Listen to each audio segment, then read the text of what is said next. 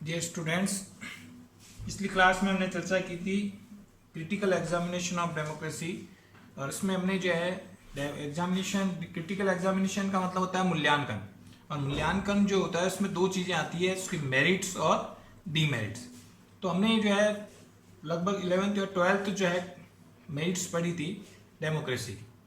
उसके बाद हम डीमेरिट्स पढ़ेंगे कि इसकी जो दोष क्या हैं, यानी गुण हमने पहले पढ़ लिए थे, अब इसके लोकतंत्र के दोष पढ़ेंगे या जनतंत्र के दोष पढ़ेंगे। तो डीमेरिट्स का मतलब होता है अवगुण या दोष। ठीक है, तो कौन कौन सी डीमेरिट्स है, यानी लोकतंत्र के आलोचना किन आधारों पर की जाती है, ठीक है, इसकी क्रिटिसाइज किस आधार पे की जाती है, उसके बारे में हम चर्चा करें। तो पहली जो इसकी आलोचना है, पहला जो इसका डीमेरिट्स है वो है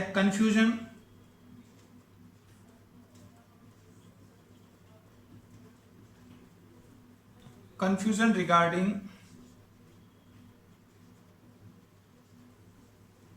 डेमोक्रेसी एजिप्शियन।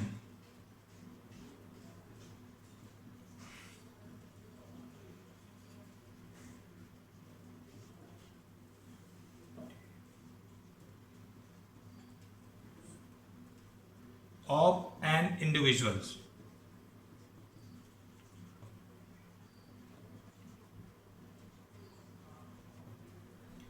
कंफ्यूजन रिगार्डिंग डेमोक्रेसी, यानी डेमोक्रेसी को लेकर के कंफ्यूजन रहता है, ये विवाद रहता है एजप्शन ऑफ इंडिविजुअल, कि एक व्यक्ति के जो अपवाद हैं, ये विचारधारा मान के चलती है कि लोकतंत्र में जनता वोट देती है और जनता एक जो एज के आधार पर, जैसे इंडिया में 18 इयर्स जो ओल्ड है वो उसको वोटिंग राइट्स प्राप्त हो जाते हैं, 18 साल का जो है व्यक्ति वोट दे सकता है।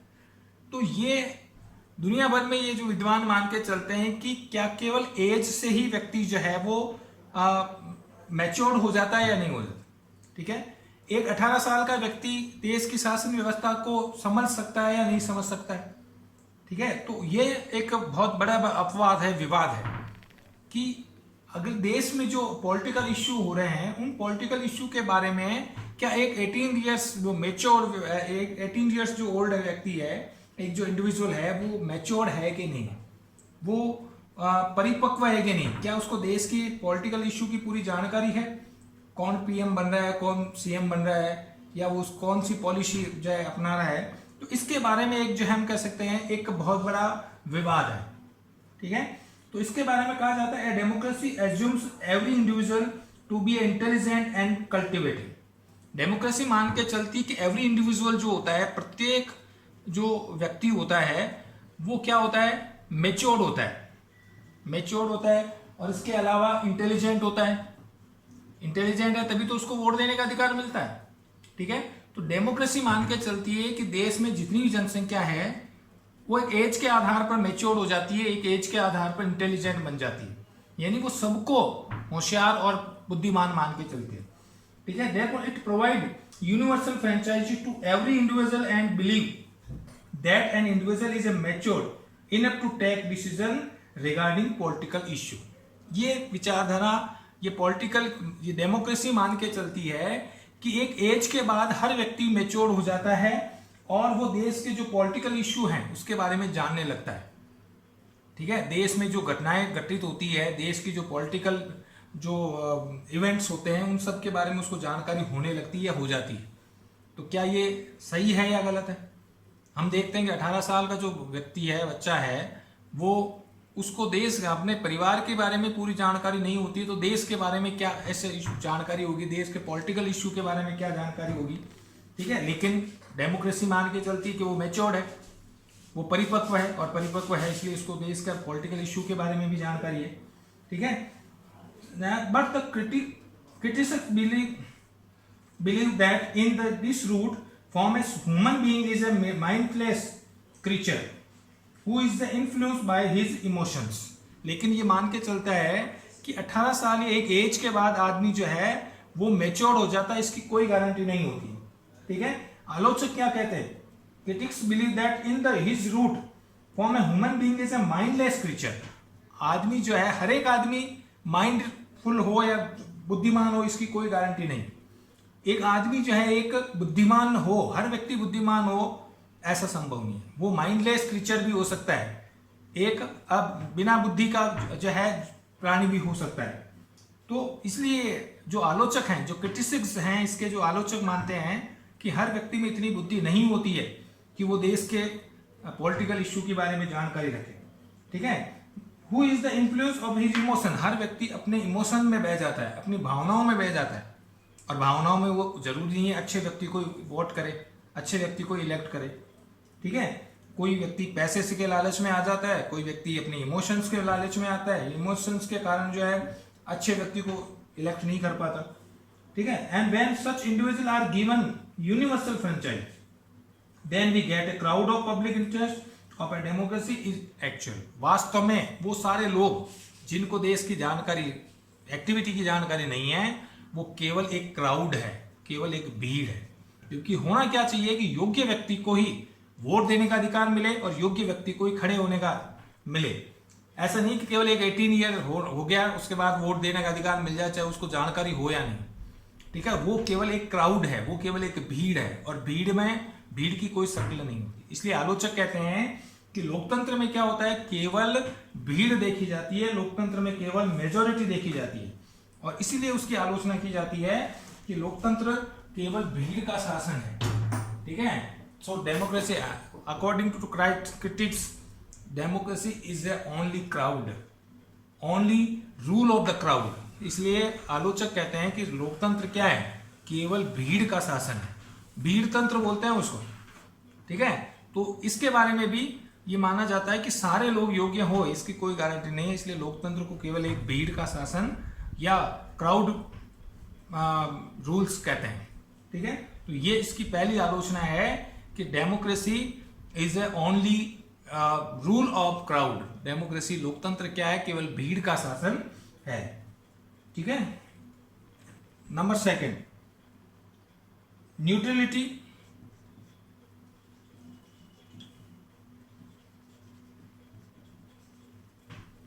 ऑफ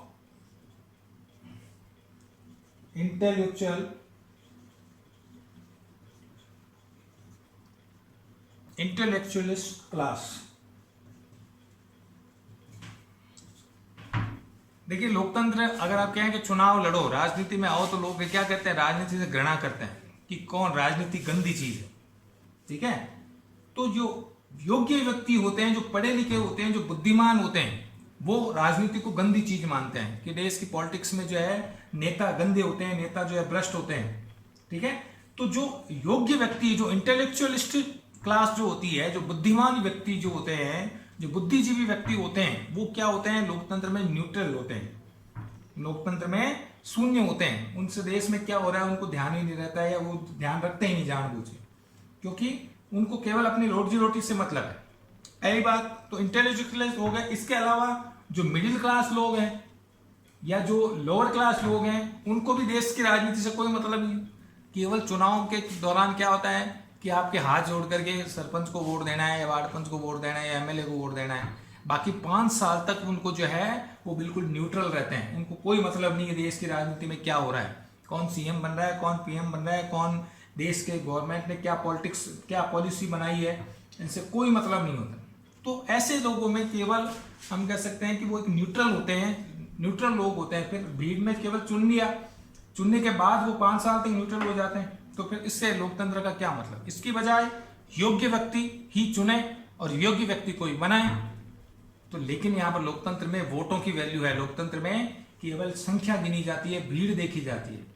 तो ये सेकंड इसकी जो क्रिटिसाइज की जाती है। दूसरी इसकी आलोचना की जाती है कि न्यूट्रलिटी ऑफ इंटेलेक्चुअलिस्ट, यानी जो योग्य व्यक्ति होते हैं, जो पढ़े लिखे लोग होते हैं, वो लोकतंत्र में कोई रोल नहीं निभाते।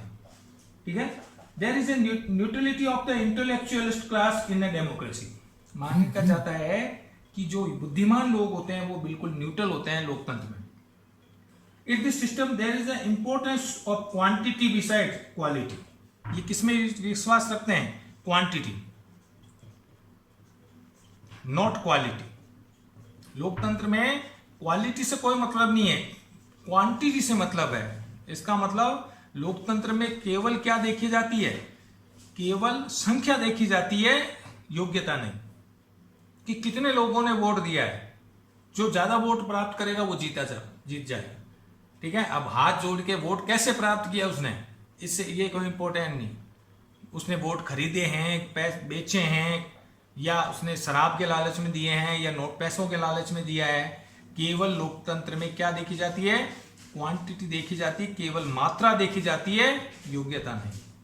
ठीक है, इसलिए आलोचक क्रिटिसाइज कहते हैं कि democracy in the democracy only focus for the quantity not quality. लोकतंत्र में केवल जिस पर फोकस किया जाता है, जिसका ध्यान होता है, केवल जो है मात्रा का ध्यान दिया जाता है, योग्यता का नहीं। ठीक है, so in the system the intellectualist class do not take part properly in society. इसलिए जो योग्य लोग हैं, वो योग्य लोग लोकतंत्र से घृणा करते हैं, वो इसमें पार्ट ही नहीं करते, इसमें भाग ही नहीं लेते। ठीक है, लोकतंत्र केवल कुछ नेताओं का, कुछ जो आगे बढ़ करके राजनेता हैं, वो केवल उन्हीं का शासन होता है। उसके अलावा जो बहुसंख्यक जो लोग हैं, वो केवल वोट देने तक सीमित होते हैं। इसलिए इसकी आलोचना की जाती है कि न्यूट्रलिटी ऑफ इंटेलेक्चुअलिस्ट क्लास जो होते हैं, यानी बुद्धिमान लोग जो हैं, वो बिल्कुल न्यूट्रल होते हैं, शून्य होते हैं, उनसे लोकतंत्र में कोई रोल नहीं होता। ठीक है, थर्ड जो है कंफ्यूजन इन द क्लेम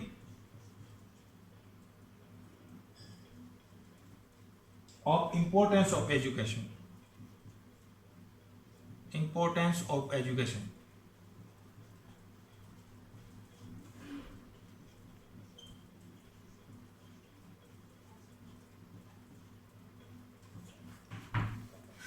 इसके बारे में भी confusion in the claim of importance of education, कि लोकतंत्र में शिक्षा का कोई महत्व नहीं है।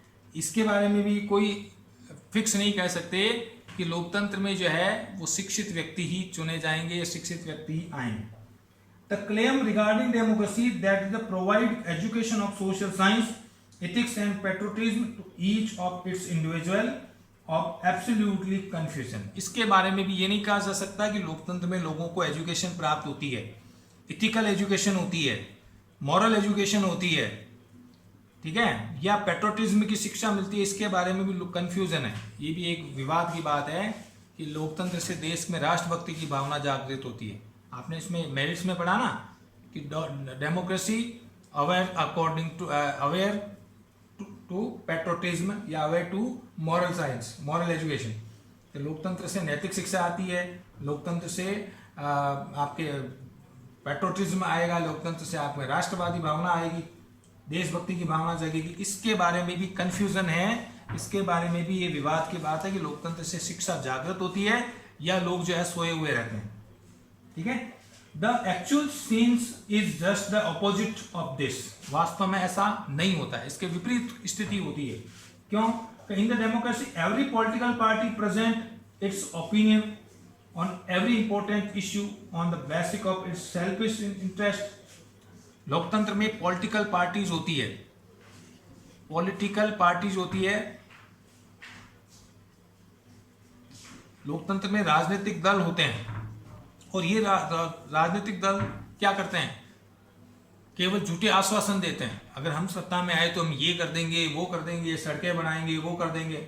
ये पॉलिटिकल पार्टीज क्या करती है? लोगों को गुमराह करती है, अपने प्रोपेगेंडा बनाती है, अपने इश्यू बनाती है कि अगर हम जो है चुनाव में जीते तो हम ये कर देंगे, वो कर देंगे। जबकि पॉलिटिकल पार्टी एक्चुअल में ऊपर क्या गए, issue on the basis of the selfish interest. वो केवल अपने स्वार्थ के कारण लोगों को बेवकूफ बना करके चुनाव जीत जाते हैं और फिर 5 साल तक पब्लिक की परवाह नहीं करते। एक्चुअल में ऐसा ही होता है कि वो केवल राजनीतिक जो पार्टियां हैं वो अपने सेल्फिश होती है, वो स्वार्थी होती है, और इस स्वार्थी पार्टियां क्या करती है? पब्लिक को जो है गुमराह करके और एक बार चुनाव जीत जाती है, उसके बाद पब्लिक का जो इंटरेस्ट नहीं रखती। And promotes it is the name of welfare of the nation. और वो हर राजनीतिक दल ये कहता है कि हम देश के लिए काम कर रहे हैं, हम देश को एकता के सूत्र में बांध रहे हैं, जबकि ऐसा कुछ नहीं होता है। सारी पार्टियों का एक ही टारगेट होता है, हाउ टू गेट पोस्ट, पद कैसे प्राप्त करें। तो हर राजनीतिक दल अपने आप को राजनीतिक जो है देश की पार्टी बताता है, जबकि एक्चुअल में उनका एक ही टारगेट होता है, एक ही उद्देश्य होता है, हाउ टू गेट पोस्ट, एक बार सत्ता कैसे प्राप्त की जाए। ठीक है, इसलिए आलोचक कहते हैं कि लोकतंत्र में राजनीतिक शिक्षा आए, लोकतंत्र में देशभक्ति की शिक्षा मिले या नैतिक शिक्षा मिले, ऐसा कुछ नहीं है। लोकतंत्र में केवल पॉलिटिकल पार्टी जो है वो क्या करती है, गुमराह करती है पब्लिक को, सिटीजन्स को। ठीक है, they put attention into the another and provoke the feeling of various public group to attract them in their favor।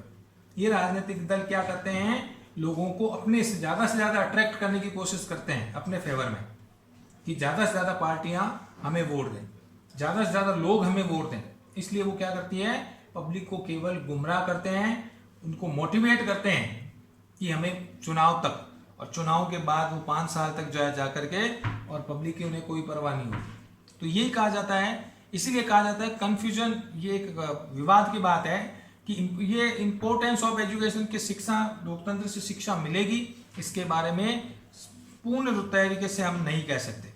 ठीक है, कि लोकतंत्र से मॉरल एजुकेशन मिलेगी, इथिकल एजुकेशन मिलेगी, पेट्रोटिज्म एजुकेशन मिलेगी, ऐसा कुछ नहीं है। तो इसलिए आलोचना की जाती है। ठीक है, number 4,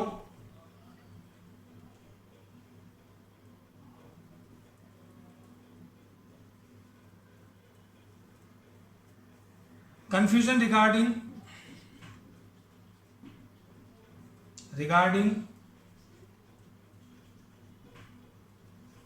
democratic freedom of equality।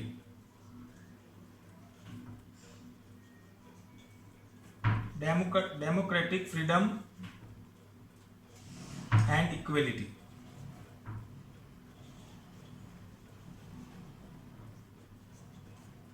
इसके बारे में भी विवाद है कि लोकतंत्र में जो है वो स्वतंत्रता और समानता मिलेगी। तो आपने इसकी मेरिट्स में पढ़ा था कि लोकतंत्र में समानता और स्वतंत्रता पर बल दिया जाता है, लोकतंत्र में हर व्यक्ति को समान महत्व दिया जाता है। Every citizen is a freedom got freedom and equality. पर वास्तव में इसके बारे में भी विवाद है कि लोकतंत्र में हर व्यक्ति को समानता मिलती है या जो है स्वतंत्रता मिलती है, क्योंकि आलोचक यह कहते हैं कि लोकतंत्र में जानबूझ के असमानता को बढ़ावा दिया जाता है, नॉट इक्वल, यानी इक्वलिटी को नहीं बल्कि अनइक्वलिटी पर बल दिया जाता है। क्योंकि सरकारें ये सोचती है कि अगर सारे लोग इक्वल हो गए तो फिर हमें वोट कौन देगा। तो इसकी भी आलोचना की जाती है। इसके बारे में विवाद है कि a democracy provides it's citizen political freedom and equality. लोकतंत्र में माना जाता है कि वो अपने नागरिकों को क्या करती है, इक्वलिटी देती है और फ्रीडम देती है, स्वतंत्रता और समानता पर लोकतंत्र महत्व देता है। पर but it is not provide in economic freedom. लेकिन ये क्या नहीं देती है, ये इकोनॉमिक फ्रीडम नहीं देती, आर्थिक स्वतंत्रता नहीं देती। कैसे नहीं देती है, हर व्यक्ति काम चाहता है, रोजगार चाहता है, लेकिन क्या उसको हर व्यक्ति को रोजगार मिलता है क्या? ठीक है, इकोनॉमिक फ्रीडम आपको नहीं है, आर्थिक स्वतंत्रता नहीं है, तो फिर पॉलिटिकल फ्रीडम मिलने से कोई मतलब ही नहीं। भाई आपको वोट देने का अधिकार मिल रहा है, इसका मतलब कि आपको पॉलिटिकल फ्रीडम मिल रही है। लेकिन इकोनॉमिक फ्रीडम नहीं है, आप गरीब हो तो आपको चुनाव लड़ने से, आपको कह दिया जाए चुनाव लड़ो, ये गरीब बेचारा क्या चुनाव लड़े। तो there is not economic freedom but also political freedom. आपको केवल राजनीतिक स्वतंत्रता है, आर्थिक स्वतंत्रता नहीं।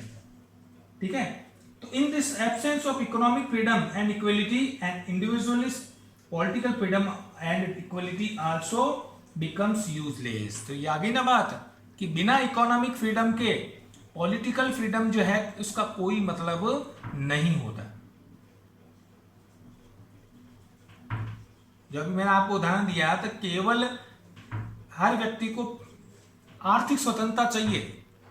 गरीब अमीर का अगर अंतर ज्यादा होगा तो भले ही आपको कहते हैं ना, गांव में अगर कोई व्यक्ति बैठा है तो कह रहे हैं साहब वोट देना चलना है, तो वो कहते हैं कि वो हमें हमारे घर पे बोरियां थोड़ी पहुंचा रहे हैं। क्यों? क्योंकि पहले उन्हें अपनी इकोनॉमिक फ्रीडम चाहिए, पहले उन्हें अपनी आर्थिक समानता चाहिए कि भाई पहले पेट में रोटी चाहिए, ना कि हमें वोट देने का अधिकार है।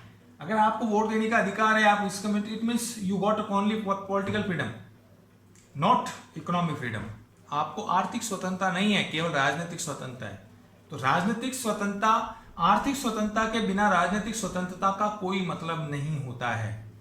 आपको कह दिया जाए आप चुनाव लड़ सकते हो, वोट दे सकते हो, सरकार की आलोचना कर सकते हो, लेकिन इसका मतलब क्या है? पहले हमें क्या चाहिए? हमें रोटी चाहिए, हमें इकोनॉमिक फ्रीडम चाहिए, हमें हमारी जो परिवार की स्थिति वो चाहिए जिसमें हम अपना गुजारा कर सकें। तो economic, without economic freedom there is not use of the useless of political freedom. बिना इकोनॉमिक फ्रीडम के राजनीतिक स्वतंत्रता या आर्थिक स्वतंत्रता के बिना राजनीतिक स्वतंत्रता का कोई महत्व या मतलब नहीं रह जाता। ठीक है, आलोचना कहता है in the democratic election people from wealthy background content it's the education content the legislative election and they are elected due to their power and influence. क्योंकि चुनाव में कोई चुनाव लड़ सकता है जो क्या है?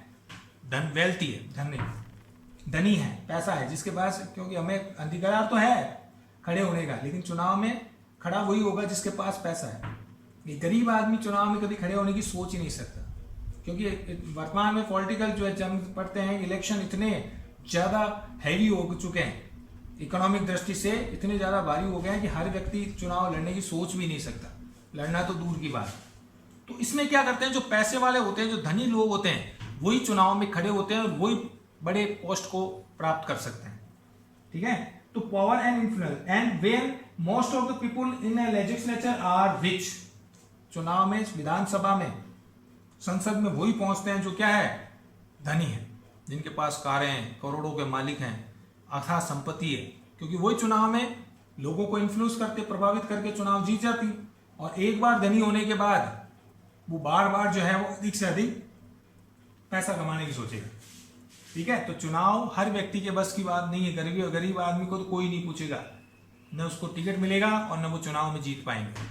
तो इसमें हम कह सकते हैं कि जिसका जो वेल्थी बैकग्राउंड है, कंटेस्ट द इलेक्शन, वो चुनाव में भाग लेता है, and they from such laws which are only for the benefit of the wealthy section.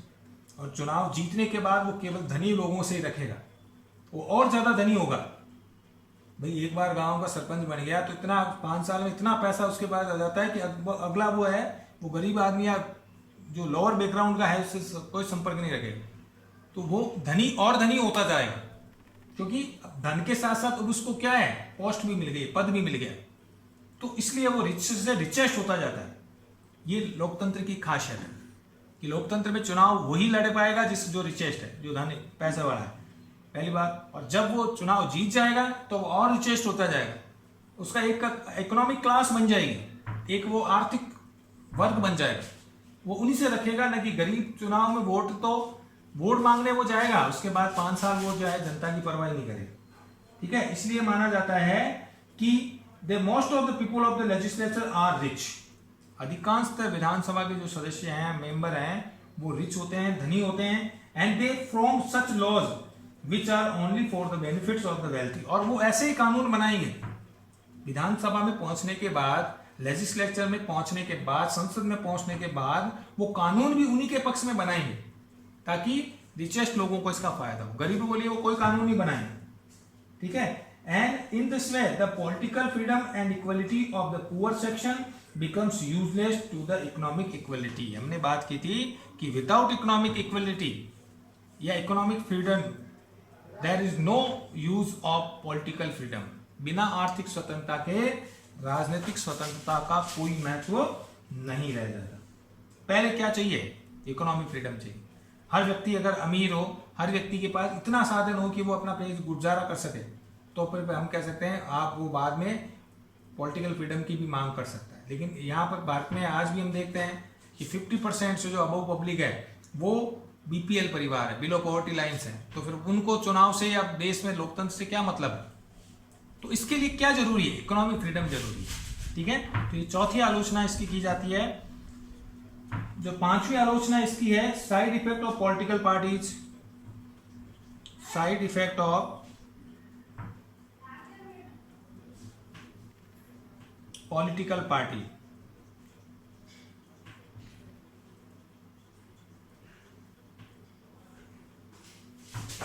राजनीतिक जो पॉलिटिकल पार्टीज हैं राजनीतिक दल, उनके दुष्प्रभाव लोकतंत्र में देखने को मिलते हैं। ठीक है, लोकतंत्र में राजनीतिक दल क्या करते हैं, चुनाव में एक बार ज्यादा से ज्यादा अपना दुष्प्रचार करके जीत जाते हैं।